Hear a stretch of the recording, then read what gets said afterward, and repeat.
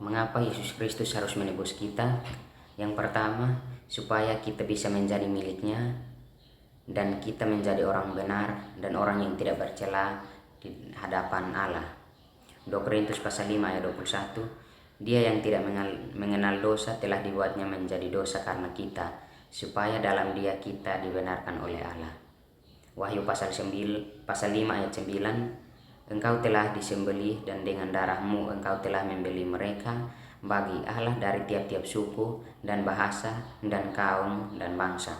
Yang kedua, supaya kita bisa hidup di bawah naungan Tuhan di dalam kerajaannya, yaitu bahwa kita bebas dari perbudakan dosa dan dengan demikian kita menjadi bebas untuk melayani Allah.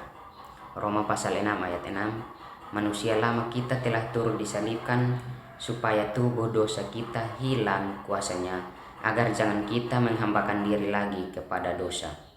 2 Korintus pasal 5 ayat 15, Kristus telah mati untuk semua orang, supaya mereka yang hidup tidak lagi hidup untuk dirinya sendiri, tetapi untuk Dia yang telah mati dan telah dibangkitkan untuk mereka. Kolose pasal 2 ayat 6, Kamu telah menerima Kristus Yesus Tuhan kita, karena itu hendaklah hidupmu tetap di dalam Dia.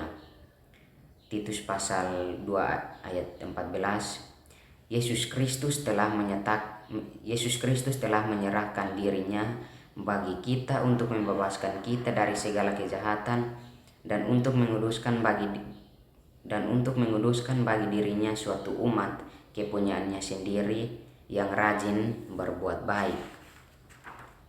Yang berikut, supaya kita melayani Tuhan dalam kebenaran, kemurnian, dan berkat abadi, dan menghormati Allah dengan seluruh hidup kita, dan memuji Tuhan baik di dunia maupun di sorga.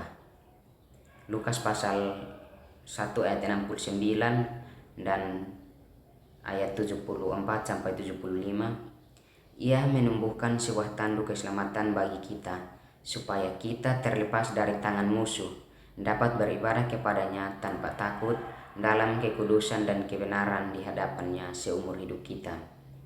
Galatia pasal 2 ayat 20, Aku telah diselipkan dengan Kristus, namun aku hidup, tetapi bukan lagi aku sendiri yang hidup, melainkan Kristus yang hidup di dalam aku. Dan hidupku yang kuhidupi sekarang di dalam daging adalah hidup oleh iman dalam Anak Allah yang telah mengasihi aku dan menyerahkan dirinya untuk aku. 1 Petrus pasal 2 ayat 9, Kamulah bangsa yang terpilih, imamat yang rajani, bangsa yang kudus, umat kepunyaan Allah sendiri, supaya kamu memberitakan perbuatan-perbuatan yang besar dari Dia yang telah memanggil kamu keluar dari kegelapan kepada terangnya yang ajaib.